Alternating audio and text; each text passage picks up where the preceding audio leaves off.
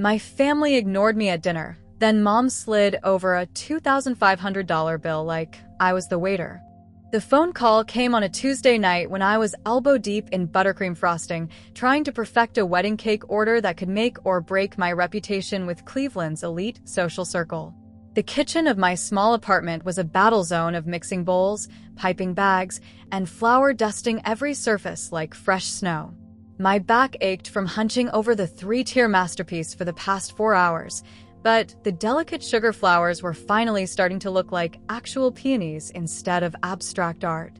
Then Mama's voice cut through my concentration like it always did, warm honey with an edge that suggested this wasn't really a request. "Kamira, baby, come to dinner Thursday. Everyone will be there."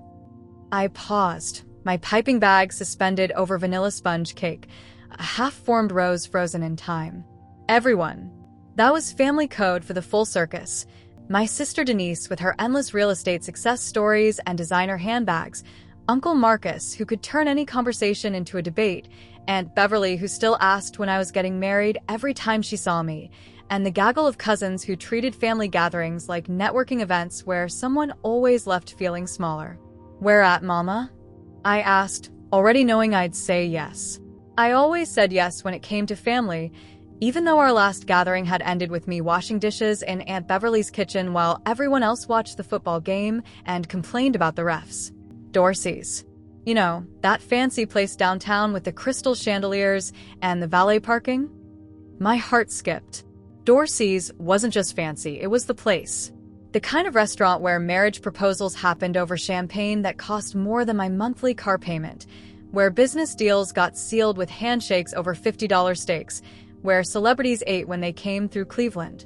I'd catered smaller events there before, back when I was still fighting to prove myself worthy of their pristine kitchen standards and exacting presentation requirements. That's really expensive, Mama. What's this special occasion? Can a mother just want to see her family together? Lord knows it's been months since we all sat down proper like civilized people instead of sending text messages and liking each other's Facebook posts. She wasn't wrong about that. Between the 80-hour weeks I'd been pulling to build Kamira's kitchen from a pipe dream into a legitimate business, and everyone else's increasingly busy lives filled with career achievements and social obligations, actual family dinners had become as rare as honest food critics. Maybe this was exactly what we all needed, a chance to reconnect, to remember we were more than just names in each other's contact lists, to sit around a table and laugh like we used to when I was little and Sunday dinners were sacred. "All right, Mama. What time should I be there?" 7:30 sharp. "And Kamira? Wear something nice. This isn't Applebee's."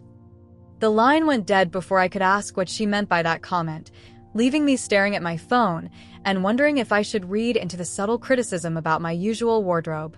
Probably not. Mama had opinions about everything from my business decisions to my dating life to the way I wore my hair in protective styles instead of doing something with it like straightening or adding weave. Thursday evening found me standing outside Dorsey's in my best black dress, the one I'd splurged on for a James Beard Foundation event last year, back when I thought rubbing shoulders with famous chefs might magically transform my struggling catering business into something legendary. It was simple but elegant, professional but feminine, with clean lines that flattered my figure without being flashy. I'd paired it with my grandmother's pearl earrings, the ones she'd given me before she passed, and heels that made me tall enough to look Denise in the eye when she inevitably started bragging about her latest property flip or luxury vacation. The restaurant's exterior was all polished brass and white marble, with soft golden light spilling from floor-to-ceiling windows that offered glimpses of well-dressed diners laughing over wine glasses and intimate conversations. Through the glass, I could see servers moving with ballet-like precision, carrying plates that looked more like art installations than actual food. This was definitely a step up from our usual family spots, the chain restaurants with plastic menus and servers who knew us by name because we'd been coming there since I was in middle school, back when eating out was a special occasion instead of a Tuesday night convenience. I checked my reflection in the window one more time, smoothed down my dress, adjusted my grandmother's pearls, and took a deep breath. The crisp October air filled my lungs, carrying the scent of autumn leaves and the promise of an evening that might, for once, be about family instead of drama. I walked through the heavy glass doors, my heels clicking against marble floors that probably cost more to install than I made in 6 months. The hostess looked me up and down with the kind of practiced smile that didn't reach her eyes, the expression of someone trained to assess whether you belonged in an establishment where appetizers started at $35. "Do you have a reservation?" she asked, her tone polite but distant. "I'm meeting my family, the Lewis party." Her expression shifted slightly, becoming more businesslike, but marginally warmer. "Right this way, miss." She led me through the main dining room, past tables where people spoke in hushed, important tones over plates arranged like abstract paintings. The lighting was warm and dim, casting everything in that golden glow that made even mundane conversations feel significant, like the kind of atmosphere where they made deals and CEOs celebrated mergers. I could smell truffle oil and fresh herbs, roasted garlic and caramelized onions, the sophisticated scents that reminded me why I'd fallen in love with cooking in the first place. We wound through the restaurant toward a private dining room in the back, and as we approached, I could hear familiar voices rising and falling in animated conversation. Mama's distinctive laugh rising above the others, Denise's animated storytelling voice, Uncle Marcus already holding court about something that was probably dramatic. My chest loosened a little, tension I didn't realize I'd been carrying starting to dissolve. Maybe this would be good. Maybe we could have one normal family dinner without someone bringing up my life choices, or asking when I was going to get a real job, or wondering aloud why I insisted on working so hard when I could just find a nice man to take care of me. The hostess opened the door to reveal a stunning private dining room that looked like something from a magazine. Dark wood paneling gleamed under the light from an ornate crystal chandelier, and a pristine white tablecloth covered a table set for 12 with more silverware than I'd seen outside of etiquette classes. Crystal glasses caught and reflected the light like tiny prisms, and fresh flowers in low arrangements added subtle color, without blocking conversation. This was the kind of room where they made deals and celebrities celebrated in private, where every detail was designed to make guests feel important and pampered. And there was my family, spread around the table like they owned the place, like they'd been born to inhabit spaces this elegant and expensive. "Kamira," Mama called out, but her attention was already drifting back to Denise, who was gesturing wildly while talking about some property she'd just closed and the commission that would pay for her next vacation. The greeting felt perfunctory, obligatory, like checking an item off a to-do list rather than welcoming someone you loved and hadn't seen in months. I stood in the doorway for a moment, waiting for someone else to acknowledge my presence, to stand up and hug me or comment on how long it had been since we'd all been together. My cousin Jasmine glanced up from her phone long enough to give me a brief nod before returning to whatever social media drama was apparently more interesting than my arrival. Cousin Michael was deep in conversation with his girlfriend about their upcoming vacation to Mexico, their voices animated with excitement about beaches and margaritas. Aunt Beverly was examining the menu with the intensity of someone decoding ancient hieroglyphics. Nobody stood up. Nobody asked how I'd been or commented on how I looked or mentioned that it was good to see me. I might as well have been invisible, a ghost haunting a gathering where I clearly didn't belong.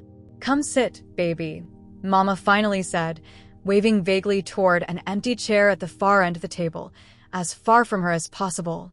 The seat beside her, the place of honor, was occupied by Denise, who was still talking about square footage and profit margins and the idiotic mistakes other real estate agents made. The chair they'd left for me was positioned like an afterthought, squeezed between Uncle Marcus, who was already 3 drinks in, judging by his volume and the flush creeping up his neck, and my teenage cousin Tyler, who hadn't looked up from his phone since I'd arrived and showed no signs of planning to. I made my way around the table, saying hello to everyone, trying to inject warmth into greetings that were met with polite but distracted responses. Aunt Beverly looked me up and down with the kind of expression she usually reserved for clearance rack items at department stores. "That's a nice dress, honey," she said in a tone that managed to sound like a compliment while suggesting it wasn't quite nice enough for the venue we were in. Very simple. Before I could respond, Denise launched into another story about a difficult client who'd tried to negotiate her commission, and the table's attention shifted back to her like a spotlight, leaving me sitting in the shadows at the end of the table, already forgotten. The main courses arrived with a kind of theatrical presentation that made Dorsey's famous throughout Cleveland's culinary scene. 3 servers moved in perfect synchronization, their movements choreographed like a ballet as they approached our table carrying silver-domed plates with a reverence usually reserved for religious ceremonies. The lead server, a young man with precise posture and practiced professionalism, began lifting the domes with flourish, releasing clouds of aromatic steam that immediately filled our private dining room. The scent hit me before my eyes could process what I was seeing. Herb-roasted chicken with rosemary and thyme, the exact blend of herbs I'd spent months perfecting in my tiny apartment kitchen, working late into countless nights until the ratio was absolutely perfect. The familiar aroma was so distinct, so specifically mine, that it made my chest tighten with recognition and something that felt dangerously close to betrayal. I stared at my plate, my fork frozen halfway to my mouth, as recognition washed over me like ice water in my veins.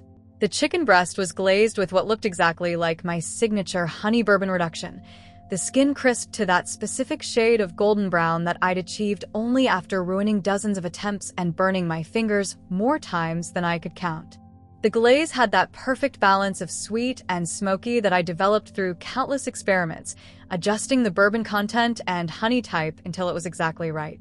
Beside it sat a generous portion of white truffle mac and cheese, the pasta shells arranged in the exact spiral pattern I designed for my catering presentations, each shell perfectly placed to catch the light and showcase the creamy sauce dotted with black truffle shavings.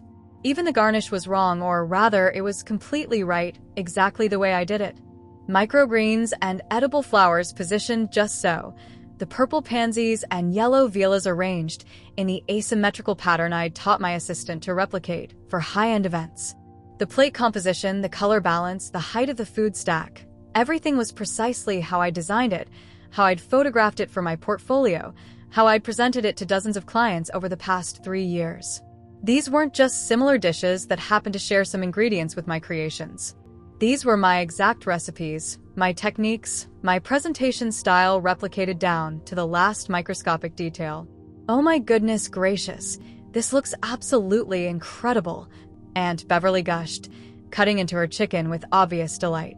Dorsey's really outdid themselves tonight.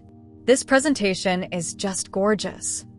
I watched in stunned, numb silence as my family began eating, praising flavors I developed through countless trials and errors, complimenting techniques I'd perfected through years of experimentation and professional growth. The honey bourbon glaze that had taken me 6 months to get right, balancing the sweetness against the alcohol burn. The truffle mac that had cost me 3 months of profits while I tested different cheese combinations, trying to find the perfect blend that would complement the earthiness of the truffles without overwhelming the pasta. This seasoning is absolutely amazing, Denise said between enthusiastic bites, her eyes closed in what appeared to be genuine pleasure. What do you think is in this glaze? It's got this incredible complexity, sweet but not too sweet, with this smoky undertone that's just divine. Before I could find my voice to answer, before I could process what was happening enough to form words, Mama looked up from her plate with a casual smile that somehow managed to seem both innocent and calculating at the same time. "Oh, isn't this one of yours, Kamira?" she said with the kind of breezy nonchalance people use when discussing the weather, waving her fork in the air like she was conducting a small orchestra. "We told the manager you were family when I made the reservation. Got us a little discount for the connection." The words hung in the air like smoke from a house fire, visible and toxic and impossible to ignore. Around the table, heads nodded in understanding, as if this made perfect sense, as if using my name and professional reputation as a bargaining chip was just smart business, just good family economics. What exactly do you mean?" I managed to say, my voice barely rising above a whisper, my throat feeling tight and strange. "Well, you know how expensive this place is, baby," Mama continued, taking another leisurely bite of my chicken, my glaze, my work. "When I called to make the reservation, I mentioned that my daughter was Kamira Lewis from Kamira's Kitchen. The manager got so excited, said he'd heard wonderful things about your catering work around town. Gave us 20% off the whole meal just for the family connection." I felt something cold and hollow settle in my stomach, not anger exactly. That would come later, hot and cleansing. This was something deeper and more devastating, the kind of numbness that comes when you realize you've been fundamentally misunderstood by the people who are supposed to know you best. The kind of emptiness that opens up when you discover you've been reduced to a commodity, a discount code, a name to be dropped for financial advantage. "These are my recipes," I said quietly, the words feeling strange and thick in my mouth. The chicken, the mac and cheese, even the garnish arrangement. I created all of these dishes. "What's that, honey?" Mama asked, though I was sure she'd heard me perfectly well. "These are my exact recipes," I repeated, my voice gaining strength. "The honey bourbon glaze, the truffle mac with the specific cheese blend, the presentation style. These are my signature dishes that I spent years developing." Mama blinked at me as if this information was mildly interesting but ultimately irrelevant, like I just mentioned that it might rain tomorrow. "Really? Well, isn't that something special? Small world, huh? Small world. Like it was a coincidence. Like my signature dishes appearing at a high-end restaurant on the same night my family enjoyed a discount earned by dropping my name was just cosmic luck, just one of those funny things that happen sometimes." "That's so cool that they're using your recipes here," Jasmine chimed in, briefly looking up from her phone screen where she was probably posting photos of the food I'd created. "Like, you're basically famous or whatever." Famous. But somehow still invisible at my own family dinner, watching them consume my creations while treating me like I was lucky to be included in their celebration of my own work. I picked up my fork with numb fingers and took a bite of my own chicken, tasting the hours of work and passion and late-night experimentation that had gone into perfecting every layer of flavor. The honey I'd sourced from a specific farm in Kentucky, the bourbon I'd tested in dozens of different concentrations, the herbs I'd grown myself in pots on my apartment balcony because I couldn't afford to buy organic. It had never tasted so bitter, so much like betrayal seasoned with discount prices and casual exploitation. Around me, my family continued eating and praising and discussing everything except the fact that they were consuming my professional identity while using my name for financial gain. And I sat there, silent and hollow, watching them feast on my dreams while I starved for their respect. Dessert arrived as the evening's grand finale, delicate chocolate soufflés that collapsed at the gentlest touch of a spoon, releasing clouds of vanilla-scented steam that danced upward in the warm light of the crystal chandelier. The presentation was flawless, each soufflé dusted with powdered sugar and accompanied by a small pitcher of crème anglaise and fresh berries arranged like tiny jewels around the base of each ramekin. It was the kind of dessert that belonged in food magazines, the kind that made people post photos on social media with captions about living their best life. The conversation had shifted into what I privately called success theater, that peculiar family performance where everyone took turns showcasing their achievements like actors auditioning for the same role. It was a familiar routine that played out at every gathering, a carefully choreographed dance of one-upmanship disguised as casual conversation. So then the buyer's agent calls me at 10 o'clock at night. Denise was saying, gesturing with her dessert spoon like a conductor's baton, her voice animated with the thrill of victory, practically begging me to take their offer. Turns out they'd been house hunting for 8 months straight and couldn't find anything even half as nice as my listing. Boom. Full asking price plus $5,000 over for my trouble. The table murmured appropriately appreciative sounds, a chorus of mm and good for yous that encouraged her to continue. Aunt Beverly actually clapped her hands together like Denise had just announced she'd discovered the cure for cancer. "That's my girl," Mama beamed, her pride radiating across the table like sunshine. Always was sharp with numbers, even as a little thing. I remember when she was 12, she was already calculating tips in restaurants faster than the adults. Uncle Marcus, not to be outdone, jumped into the spotlight before attention could drift elsewhere. Speaking of success, my boy Jerome just got promoted to senior financial analyst at that big investment firm downtown. 26 years old, and already pulling down 6 figures, plus bonuses.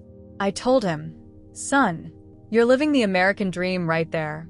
More congratulations rippled around the table like applause, more proud smiles, and enthusiastic back-patting. Everyone seemed genuinely delighted by Jerome's success, genuinely invested in celebrating his achievement. It was the kind of warm, supportive family energy I remembered from childhood, back when everyone's victories felt shared. I sat quietly at my end of the table, mechanically eating my soufflé, while the rich chocolate turned to ash in my mouth. My fork tapped against the porcelain rim of my dessert plate in a nervous rhythm, tap, tap, tap, matching the increasingly frantic pace of my heartbeat as I realized that once again, I was the audience for everyone else's success story. Nobody asked about my business. Nobody mentioned the wedding I'd catered last weekend that had been featured in the Cleveland Plain Dealer's lifestyle section with photos and a glowing review. Nobody seemed interested in the fact that I'd just signed contracts to provide monthly catering for 3 major corporate clients, deals that would finally give me the financial stability I'd been working toward for years. Tap, tap, tap. The sound of my fork against porcelain seemed to echo in my head, a metallic percussion that underscored my growing realization that I was invisible again, watching my family celebrate each other while I sat in the shadows they'd created for me, forgotten and irrelevant. The servers appeared as if summoned by magic, clearing our dessert plates with the same silent efficiency they'd shown all evening. I glanced at my watch, 9:47 p.m. We'd been here for over 2.5 hours, and I felt more emotionally drained than if I'd worked a double shift in a commercial kitchen during wedding season. That's when Mama reached into her designer purse with movements that seemed suddenly deliberate, calculated. She pulled out a black leather folder, the kind restaurants used to present checks at establishments where the total was too shocking for ordinary paper, where the bill needed to be cushioned by expensive presentation. The movement was casual but practiced, like she'd been planning this moment, rehearsing it, building toward it throughout the entire evening. The table continued its animated chatter about Jerome's promotion and Denise's latest commission and Jasmine's new apartment lease in the trendy part of town. Normal family noise that suddenly felt very far away, like I was hearing it through water or from the bottom of a well. Mama opened the leather folder with the deliberate care of someone revealing important documents. She glanced at the contents, and I watched her expression shift subtly. Not surprise, but satisfaction. The kind of look someone gets when numbers align exactly with their expectations. She leaned across the table toward me, the leather folder sliding across the pristine white tablecloth like a black omen cutting through the warm golden light. The folder moved slowly, deliberately, coming to rest directly in front of me with the weight of inevitability. "You don't mind covering the bill tonight, right, baby?" she said, her voice maintaining that honey-sweet tone she'd used all evening, matter-of-fact and casual, like she was asking me to pass the salt. You know, as a business write-off or something. Tax deduction for entertaining clients or whatever. It's $2,497. The number hit the air like a physical blow, hanging there between us with the weight of a falling anvil. $2,497. She slid the folded receipt toward me with the casual confidence of a server presenting a wine list, like I was staff hired for the evening, like I was there to serve them rather than join them as family. The gesture was smooth, practiced, completely without shame or hesitation. The conversation didn't taper off gradually. It died all at once, like someone had suddenly cut the power to a radio in the middle of a song. 12 pairs of eyes turned toward me with the focused attention they'd failed to give me all evening, waiting to see how I would respond to this moment they'd apparently all been expecting. The silence stretched and thickened until it became almost tangible, pressing against my chest like a weight I couldn't lift, making it hard to breathe in the suddenly stifling air of our private dining room. Nobody said, "Wait, that's not fair." Nobody said, "Mama, that's way too much to ask of anyone." Nobody said, "We should split this among all of us." Nobody said, "She's family, not a credit card." They just watched with curious, expectant faces, like this was a perfectly reasonable request, like this was exactly why I'd been invited, like this moment had been the real purpose of the evening all along. I stared at the check in front of me, seeing my signature dishes itemized in neat rows, marked up to restaurant prices and sold back to me at a premium. My recipes, prepared by someone else's kitchen staff, marked up for profit, then presented to me as my financial responsibility. My family name, used to secure their discount, had somehow become my obligation to pay. The irony was so thick I could taste it, bitter and metallic like blood in my mouth. $2,497 for the privilege of being ignored, dismissed, and exploited for 2.5 hours by the people who were supposed to love me most. The silence continued to stretch, becoming uncomfortable for everyone, pressing against all of us like the weight of everything that had been left unsaid for years. The conversation resumed around me like water flowing around a stone in a river, natural and unimpeded, as if nothing significant had just happened. Denise picked up her interrupted story about dealing with difficult clients and unreasonable demands. Uncle Marcus launched into yet another tale about Jerome's workplace achievements and his bright future in finance. Jasmine pulled her phone back out, showing Tyler some social media posts that made them both giggle quietly. They moved on. Just like that. As if sliding a $2,497 bill across an elegant table to me was as natural and expected as passing the bread basket or offering someone cream for their coffee. I sat there holding the black leather folder in my trembling hands, my fingers pressed against the smooth, expensive surface, while memories crashed over me like ocean waves against a crumbling seawall, each one hitting harder than the last, threatening to pull me under completely. Christmas morning 3 years ago, I was working double shifts at a downtown restaurant, pulling 16-hour days and picking up weekend catering gigs whenever I could find them, surviving on 4 hours of sleep and endless cups of coffee, my hands permanently stained with burns from grabbing hot pans without thinking. My bank account was a joke, my credit cards were maxed out, and I was eating ramen noodles for dinner more nights than I wanted to admit. But when Mama called 2 days before Christmas, her voice small and defeated, telling me the family was struggling that year, that money was tight and Christmas might not happen the way it usually did, I didn't hesitate. I showed up on Christmas Eve with grocery bags I'd filled using my tip money I'd been saving for a security deposit on a real commercial kitchen space. Honey-glazed ham that cost me a week's worth of lunch money, green bean casserole made with organic vegetables I couldn't afford, sweet potato pie made completely from scratch because I couldn't bear to bring store-bought to my family. I spent 18 hours in Mama's cramped kitchen, cooking for 14 people while everyone else watched football and opened presents and complained about the food taking too long. Then I spent another 4 hours washing dishes while they relaxed in the living room, talking about their plans for New Year's and their hopes for the coming year, never once asking about mine. The summer I sold my grandmother's jewelry. The memories hit like physical blows, each one more painful than the last. The delicate gold bracelet Grandma had given me for my high school graduation, inscribed with "Follow your dreams, baby girl," in her spidery handwriting.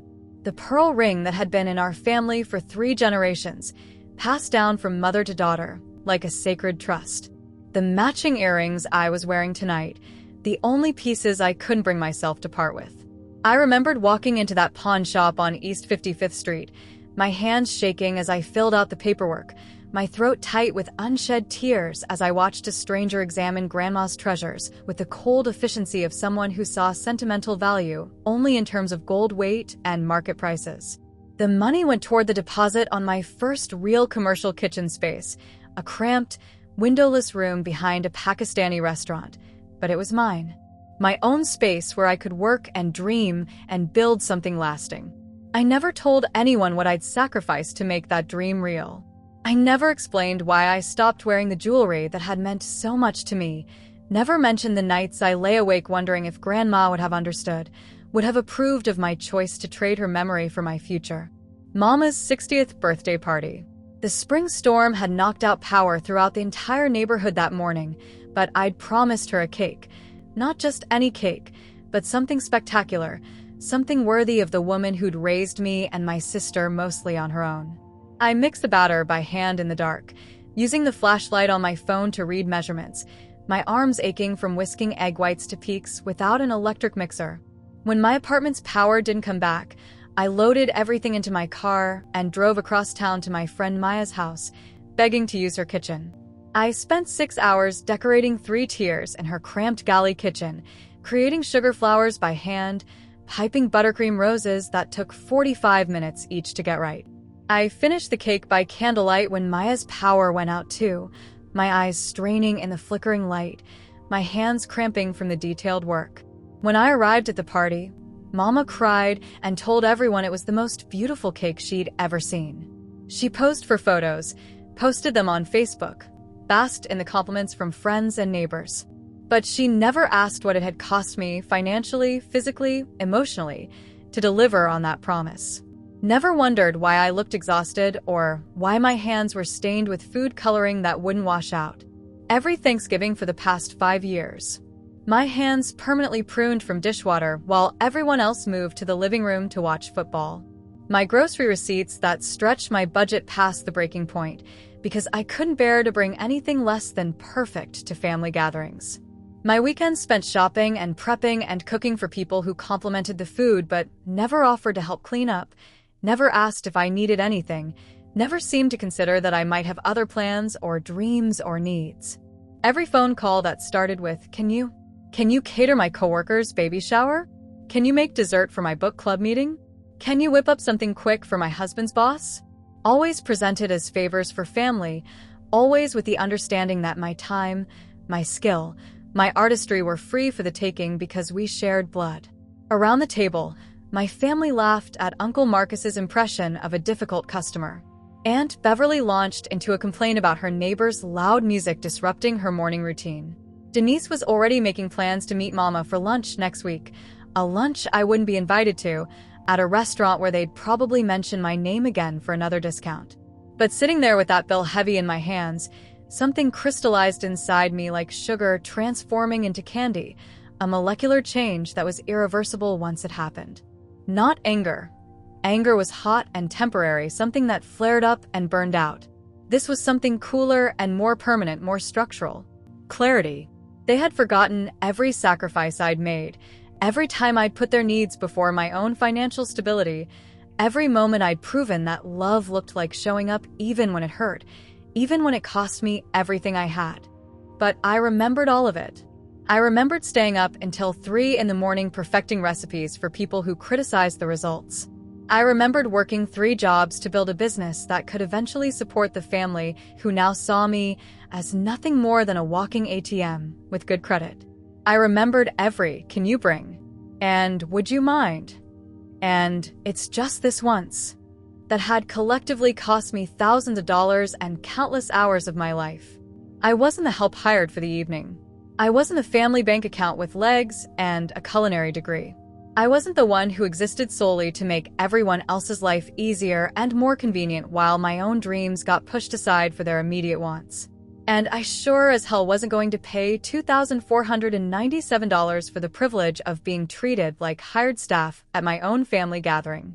Something shifted in my chest, a lock clicking into place, or maybe clicking open. Either way, the sound of it felt final, like a door closing on one version of my life and opening onto another. I set the check down on the pristine white tablecloth and looked up at faces I'd loved my entire life, faces that suddenly looked like strangers wearing familiar masks. It was time to show them exactly who I really was. I picked up the leather folder with deliberate slowness, feeling the weight of it in my hands, not just the physical weight, but the weight of expectation, of assumption, of years of being taken for granted. The black leather was smooth and expensive under my fingertips, the kind of quality that came with high-end establishments and high-end prices. I opened it briefly, just long enough to see the itemized list of everything we'd consumed, including the 20% family discount that had been applied because of my name and reputation. Then I closed it with a soft snap that somehow managed to sound louder than all the animated chatter happening around the table. Slowly, deliberately, I slid the folder back across the pristine white tablecloth toward the center of the table. It moved smoothly over the expensive fabric, coming to rest between the empty wine glasses and scattered napkins, between the silver candlesticks and the wilting flower arrangements, like a black period at the end of a sentence nobody wanted to finish reading. "This one's not on me," I said quietly, my voice steady as a heartbeat, calm as still water. The effect was immediate and dramatic. The table went silent. Not the comfortable quiet of people enjoying each other's company, but the sharp-edged silence of a record needle scratching across vinyl, the kind of quiet that made everyone suddenly aware of their own breathing. Mama blinked at me like someone had just started speaking in ancient Greek, her expression shifting from confident expectation to confused surprise. "What do you mean, baby? It's just dinner." "I mean, I'm not paying for this dinner," I repeated, keeping my hands folded in my lap, my spine straight, my voice level and clear. "But I'd be happy to send over an official invoice for the use of my name and professional reputation to secure your discount." Denise let out a short laugh that sounded more like a bark than an expression of amusement. "Are you being serious right now? It's just a family dinner, Kamira. This is what family does. We help each other out." "Family helps family," I repeated slowly, tasting each word like I was trying a new recipe. "When exactly has this family helped me?" The question hung in the air like incense, visible and heavy and impossible to ignore. I watched their faces, saw confusion flicker across their features like shadows. They genuinely didn't understand what I was talking about. In their minds, I was being unreasonable, dramatic, selfish. "You're being ridiculous," Aunt Beverly said, waving her hand dismissively, her voice carrying that particular tone adults use when they're talking to a child who's having an unreasonable tantrum. "We're all here together, having a lovely time, celebrating being family." "Are we?" I interrupted, my voice still calm but gaining strength. "Because I've been sitting here for over 3 hours and not one person has asked about my business, my life, my dreams, or how I'm doing.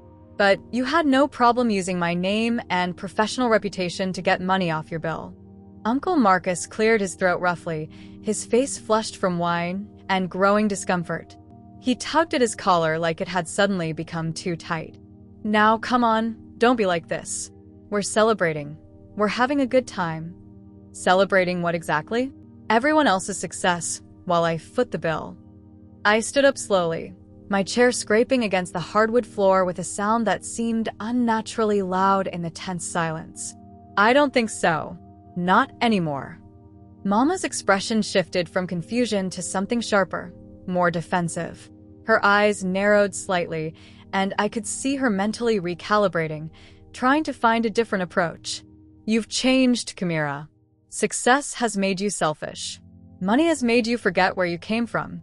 The irony of that statement hit me like a physical blow. The woman who'd just tried to stick me with a $2,500 bill was accusing me of being motivated by money.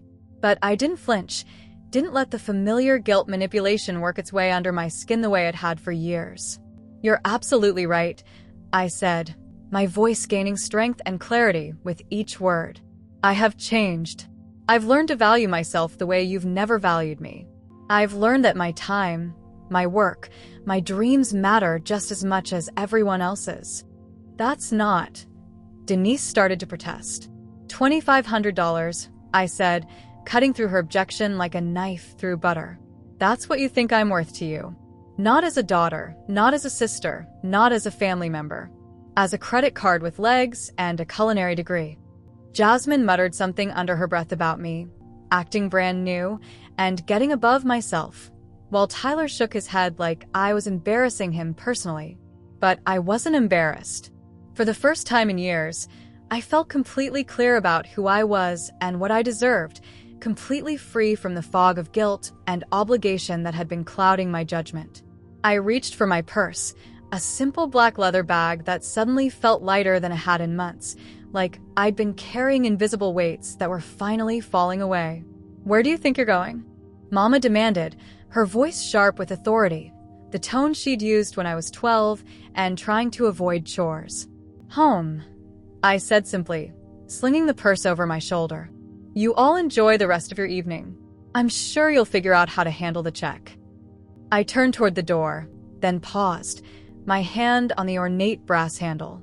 A thought occurred to me, something that felt important to say before I left this room and this version of my life behind forever.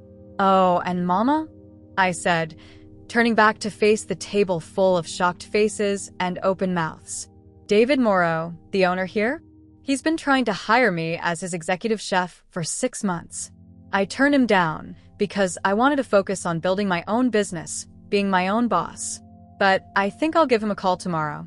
Let him know how much his establishment values my professional reputation and how willing my own family is to trade on it for discounts. The silence that followed was profound, complete, the kind of quiet that comes after earthquakes when even the birds stop singing.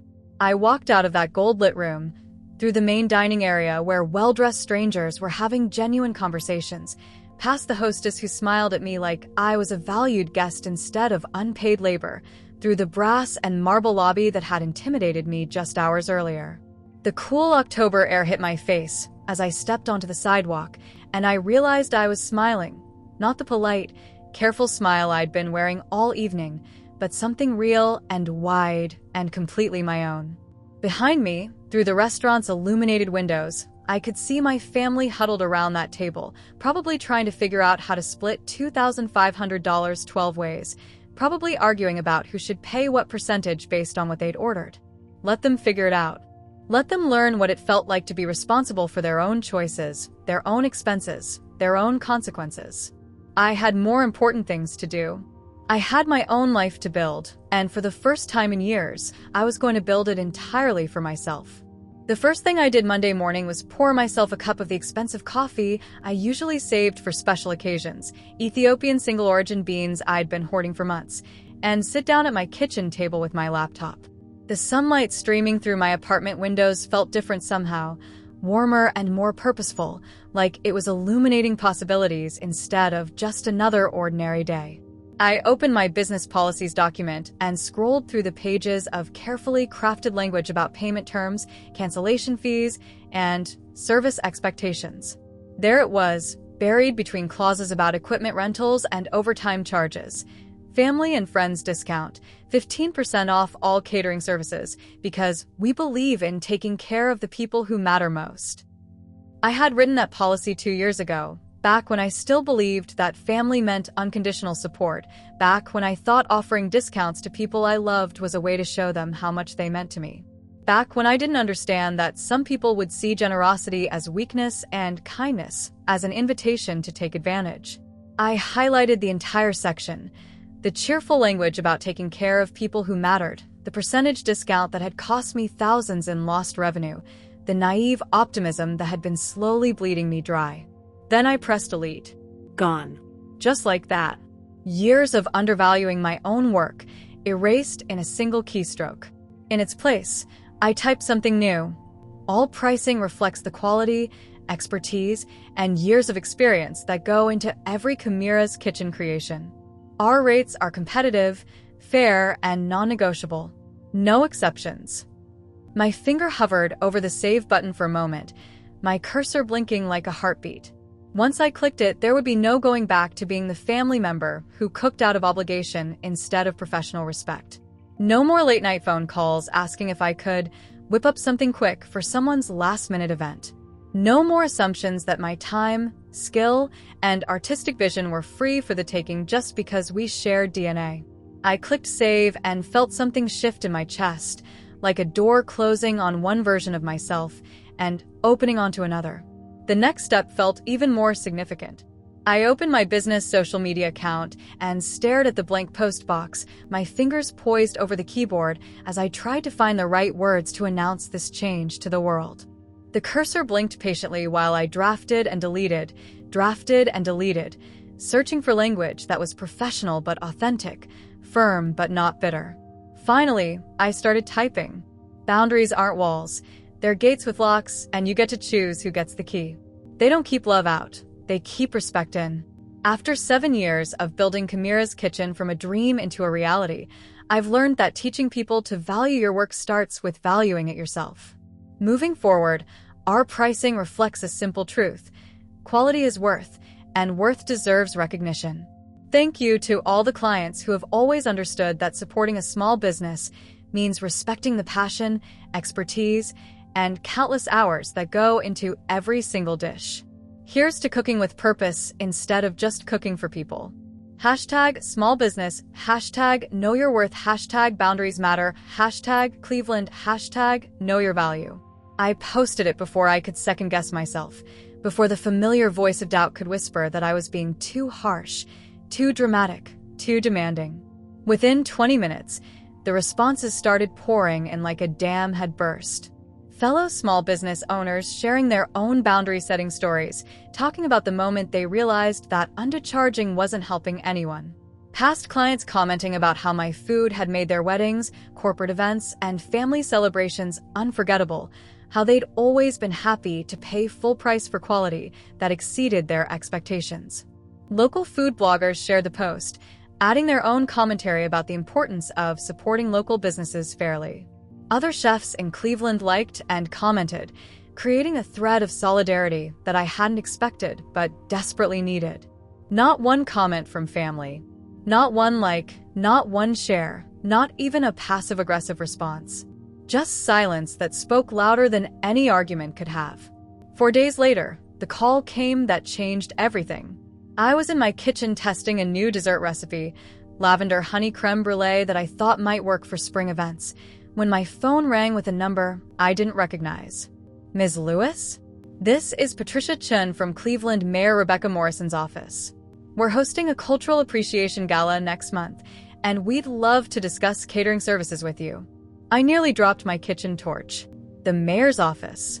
The actual mayor's office was calling me, Kamira Lewis from the tiny apartment kitchen, asking about catering services. We heard about your work from David Moreau at Dorsey's.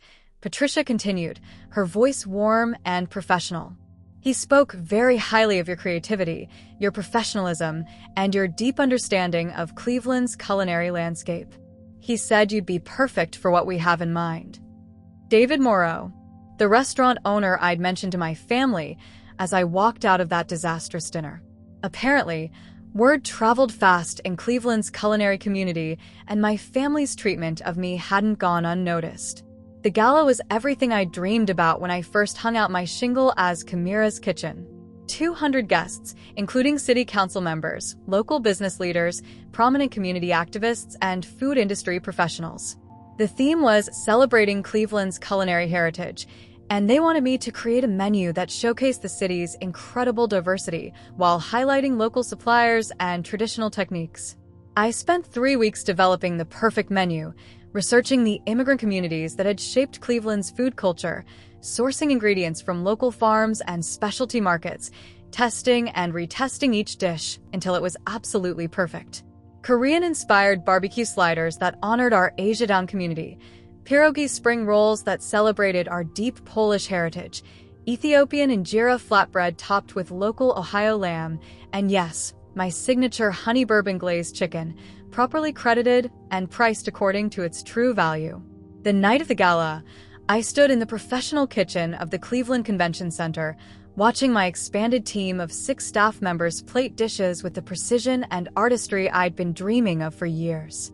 Every garnish was placed with intention, every sauce drizzled with the kind of care that comes from understanding that food is art, hospitality is craft, and both deserve respect. I walked into the main ballroom wearing my best chef's coat, crisp white cotton with Chef Kamira Lewis, embroidered in elegant script, and felt my confidence radiating from every step. The room buzzed with the kind of genuine conversation and laughter that comes when people feel truly valued and well-fed, when they understand they're experiencing something special. "Excuse me, are you Kamira Lewis?"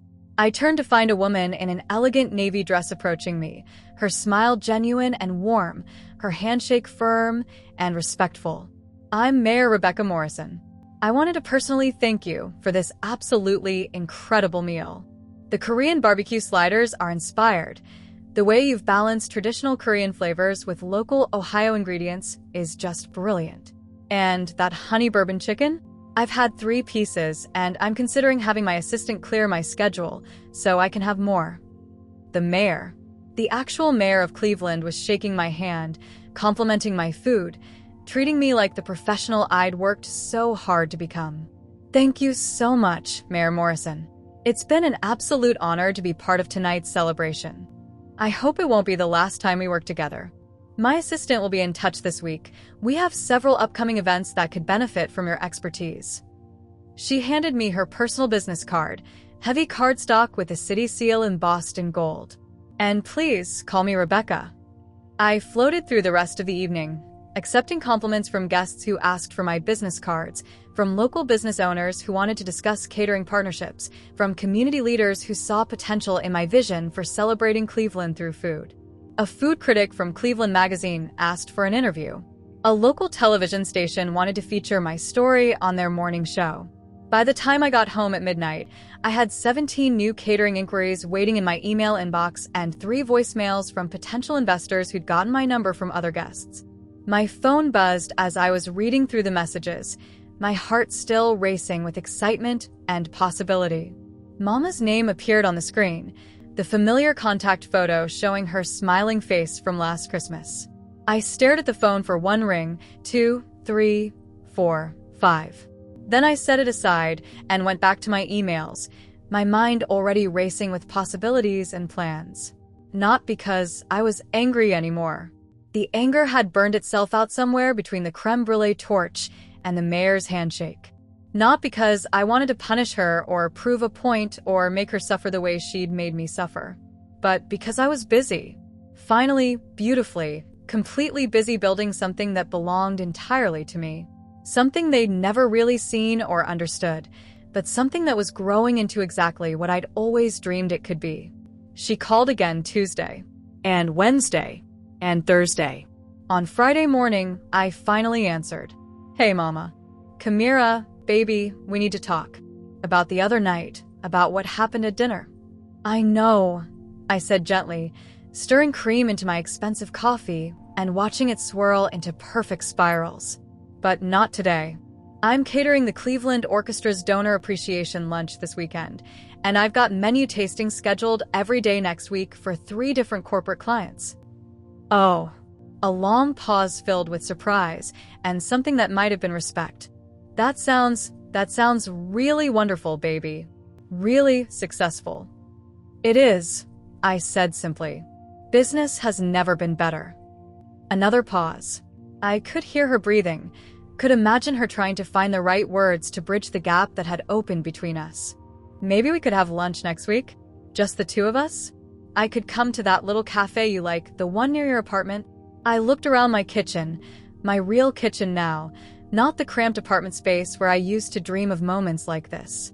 It was filled with professional-grade equipment I'd finally been able to afford, lined with awards and certificates I'd earned through years of hard work, stocked with ingredients that represented possibility instead of sacrifice.